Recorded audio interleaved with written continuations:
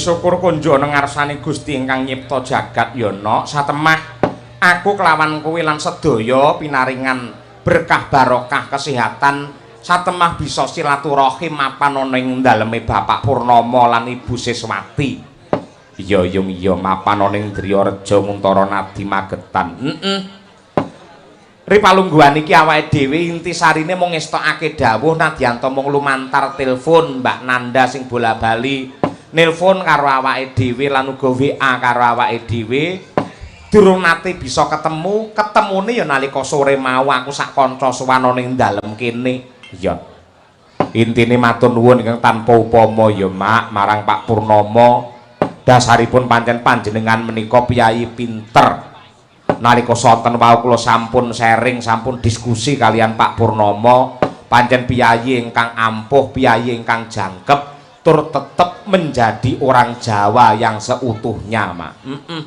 bener pancen kaya mengkono lah anggone Mahargya Putra Mbiwadosiwi mala kramakake Mbak Nanda karo Mas Relo intisarine nyuwun pangestu pandonga panjurung saking sedaya para lenggah ingkang kepareng rawuh mugi-mugi temanten kekalih tansah pinaringan katentreman rahayu lan ugi pikantuk wahyune jodoh menjadi keluarga ingkang sakinah mawaddah warahmah penuh dengan kasih sayang ya nok iya pancen kaya mengkono yo nadyan to mapan ana ing nuwun sewu rada desa kaya ngene ning patut minangka contoh patut minangka tepa tuladha pancen Pak Purnomo iki piyayine jan grapyak semanak semedulur nadyan pisanan sik ketemu karo awake dhewe ya ora mung Pak Purnomo ning klebu para panitia ingkang kadhapuk kajibah ing ratri iki Mak kabeh racake ya blater-blater racake alus-alus piyayine aku mudhun saka kendaraan langsung digonceng sepeda motor tumuju ana daleme Pak Purnomo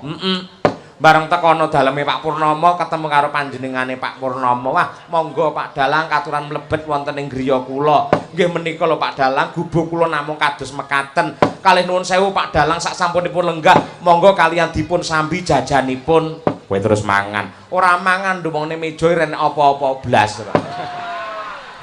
lambemu elek kaya ngono kuwi ora kuwi mung guyonan apa wae cemawis pokoke awake dhewe sak kanca diuja ana sate lah kowe komplit iya luar biasa pancen kaya ngono kuwi ya karo nderekake Pak Purnomo anggene tasakuran sisan gawe awake dhewe ya nderek promosi lan nderek ndongaake temanten kekalih ya kuwi mligine Mbak Nanda ya sing panjenengane uga kagungan ya kuwi ladies salon ya Mbak pancen kaya ngono kuwi wis bertebaran ana laladan Magetan yen pancen tresna kalian Mbak Nanda kepengin dandani awak dandani praupan utawa apa wae silahkan datang ke ladies salon wah iya bener kaya ngono kuwi nah intisarine ayo nduk tak derekake awake dhewe bebarengan nyenyuwun marang Purbane Hyang Agung meminta marang Sih Nugrahaning Bathara muga-muga Bapak Purnomo sak keluarga sak rampunge wayangan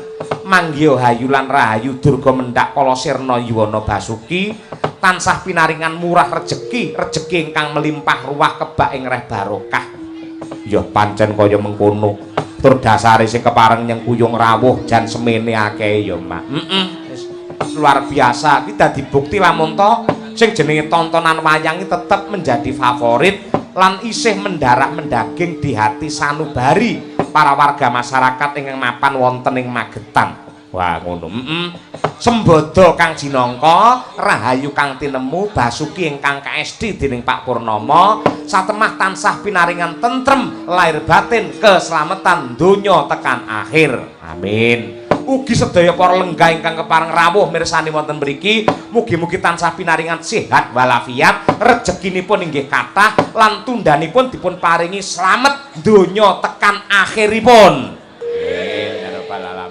awake dhewe nderekake dawuh pangandikane Bapak Purnomo ngono ya Mak kejaba wayangan supaya luwih meriah luwih gayeng iki ana bintang tamune mengko ana Cak Percil CS oh iya karo anakku wadon iki genduk Niken Salindri sing nyatane wis kepareng berbaur dengan sinden-sinden Madangkara ya Mak ya terus arep piye alon-alon ya Nduk diwiwiti saka sing klasik-klasik luwih dhisik engko saya anget Ya, lan penggemar Mbak Niken Salindri men ora kesuwen nunggu iki cara pedah motor dipanasi luwih dhisik alon-alon. Ya, Slindru Songo.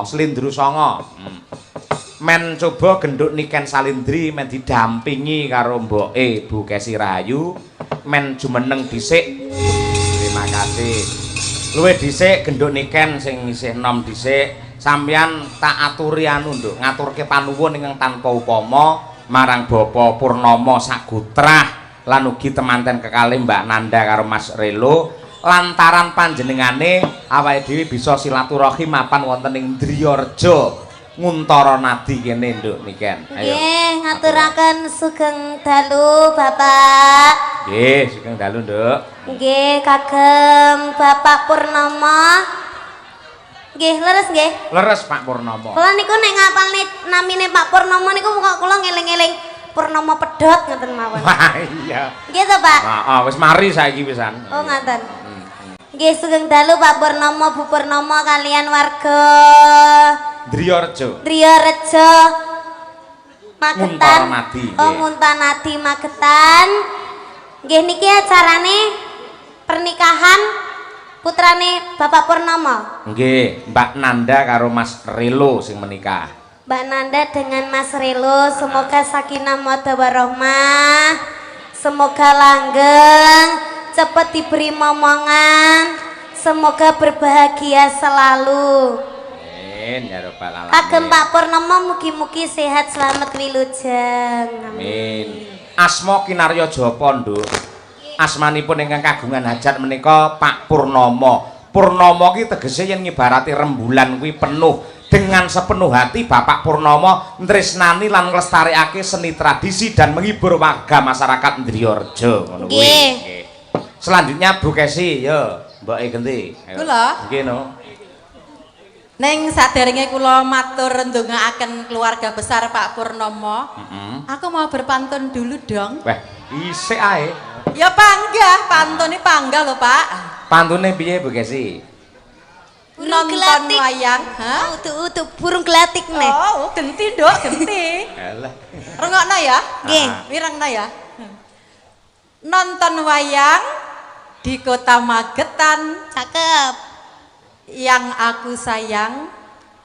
Sik to Pak Cahyo. Piye. Nggih. Nonton wayang ning Magetan. Nonton wayang ning Magetan. Heeh. Hanya Pak Cahyo Kunta disayang yang menjadi idaman. Iya. Piye, Nduk? Bapakmu karo mbokmu ki terlalu romantis ngono lho, Nduk. Terlalu romantis sampai sing rondo-rondo karo sing apa jenenge jomblo-jomblo ki iri lho, Bu. Apa iya?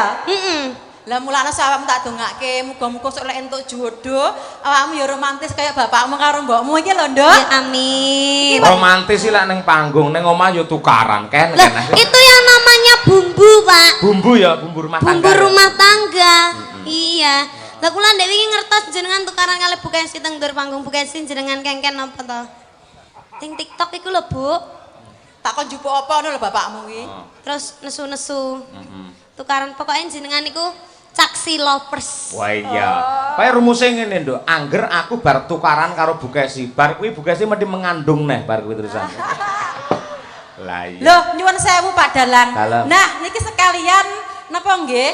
Kula badhe istilahipun memberi motivasi kepada pemanten berdua. Mbak Nanda, khususipun Mas Relo. Ya. Mas Relo, ngeten Mas. Gini Mas, kalau saya bilang bahasa Jawa ngoten jenengan anu nggih kertos nggih. Dadi ngeten niki. Sing kula alami tiang berumah tangga menika biasanipun keromantisannya itu hanya bertahan selama 5 tahun. Muga bar kuwi yalah kadang-kadang ora gagas pasangane. Neng jenengan jangan rumusnya ada satu hal. Biasane ngene lho, Nduk. Wong lanang iki biasane lek ning ngarepe wong wedok ngono iki gayane iki ora ngawaki. Lek salahane ora ngawaki, ya toh? Ning wong wedok iku Mbak Nanda pinginnya selalu dimengerti. Orang mong Mbak Nanda tok, orang mong Bu Kesi tok. Tak kira ibu-ibu sedaya teng mriki nggih ngoten nggih, Bu. Wong wedok niku pinginnya dimengerti nggih napa mboten? Nah, tapi perempuan itu bukannya selalu ingin dimengerti, Bu. Ancene perempuan itu tidak boleh salah, Bu. Iya, Karena betul. laki-laki itu tempatnya salah. Nah. Jadi laki-laki itu harus apa? Menghargai gitu, Bu. Namanya laki-laki itu harus mengalah. Bener, makane Mas Relo Pak Cahyo mengalah. Ora Mas Relo, ora Bapak Yoyo. Pokoknya jenengan ini bener ora bener, salah ora salah, kudu ngaku salah ning ngarepe wong wedok. Dah. Itulah laki-laki yang baik. Cocok Mbak Nanda? Lek iso orang ngakoni salah tok. Piye, Nek Nduk? iso wis gak kleru kudu ngekeki duit. Nggih ta, Bu? Betul. Itu lek hatinya berbunga-bunga. Ngene lho, Nduk. Ini aku nengahi Pripun, ning pripun? kuwi nun sewu ora kok mbelani karo bapak-bapak niku mboten. Ning witing klapa sak lugune, ngeten Bu Kesi. Jadi tumrape wong bebrayan itu tidak kita saling menyalahkan yang lain, namun kita sendiri harus merasa salah dan harap dimengerti apakah maknanya mencintai. Mencintai adalah ketika kita tidak menyakiti orang yang kita cintai dan juga siap ikhlas legowo menerima rasa sakit yang diberikan oleh orang yang kita cintai. Itulah mencintai. No. Tapi aku ya enggak. Yang namanya mencintai. Apa? Sing jenenge mencintai ku ya, Nduk, Nggih. tidak boleh saling menyakiti. Iya. Jenenge lek mencintai terus hanya untuk menyakiti untuk apa? Iya kan? Nggih. Cocok? Setuju, Nak? Setuju. Iya. Ngono lho, Pak. Wong aku Oh. disakiti bolak-balik ya, Pak. Alah. Ora. Ngene Nduk niken. Nalika wayangan ana Ngawi kepungkur lek aku wis janji bakal gaweke tembang karo sampean. Wujude iki Pangkur Putri Ndoho. Ndoho iki lak ya Kediri tegese Nggih. sampean.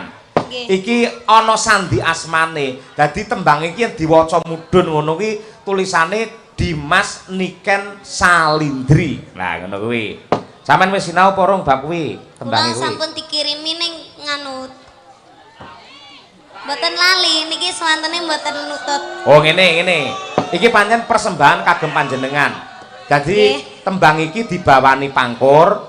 Iki cakepane sing gawe Pak Cahyo Kuntadi. Nggih. Ning cengkoke sing damel ya kuwi Ibu Sukesi Rahayu. Nggih. Iki dipersembahkan untuk dirimu. Engko nggen bawa ben Bu Kesi wae. Terus engko bacute iki Kadung Tresna jenengan bisa berdua. Oh, ngaten Ngono ya? nggih. Nggih, ngono. Nggih. Nduk, Ya Bu Kesi. Sama sing cendek-cendek ora apa-apa ku ya.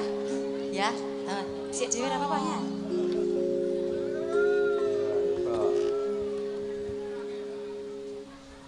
Wani nih kan? Oke, sip. Yo. Timen budaya ngrembaka Di Mas nggih. masinang kling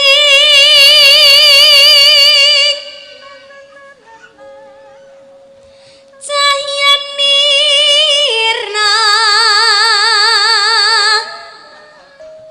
kaiksi Ya, Bu Kesi, bantunan Bu. Nimas mestikaning jantung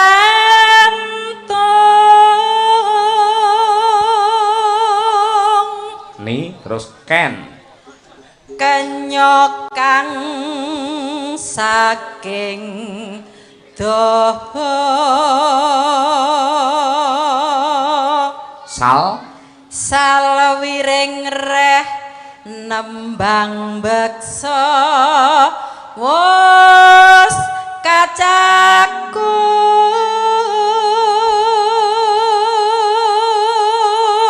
Lin linambaran jiwa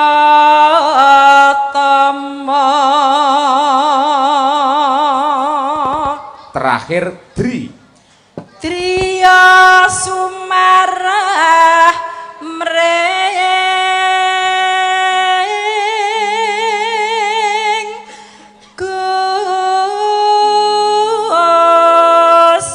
Gusti.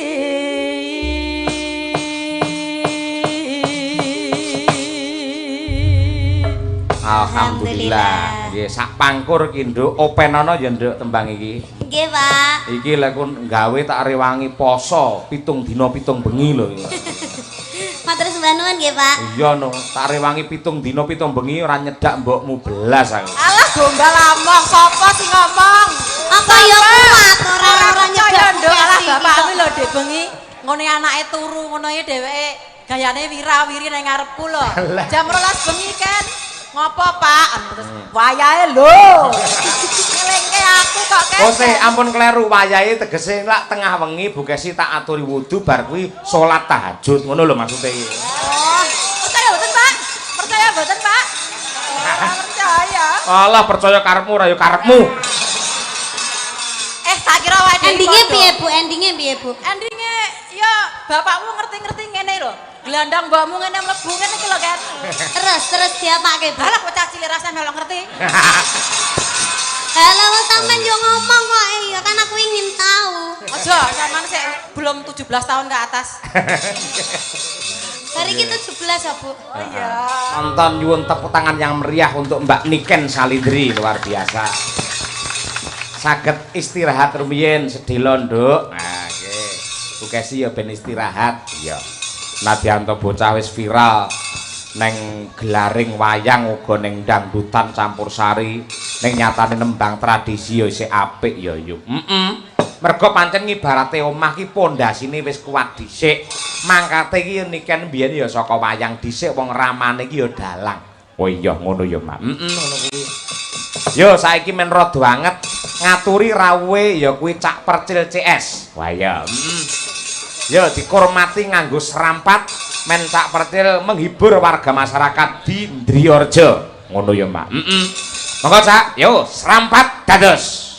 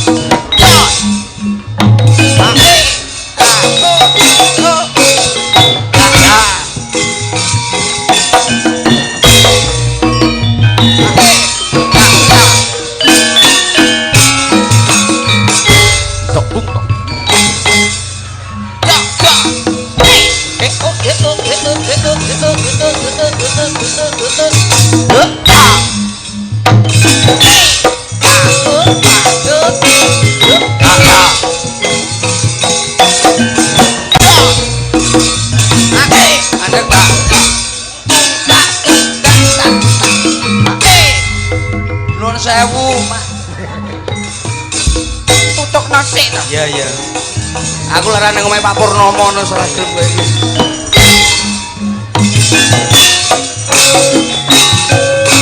yuk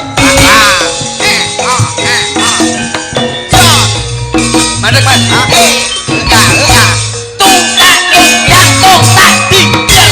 mandek kok tok tuyat tok tok tung tok telang kamu ya hormat aku wilujeng dalu Mak Cange wilujeng dalu Cak Percil alhamdulillah alhamdulillah warga masyarakat mriki sampun ngantu-antu rawuh panjenengan alah saestu kula mlebet teng daleme Pak Purnomo nggih langsung ditokne pawon lewat mriki kula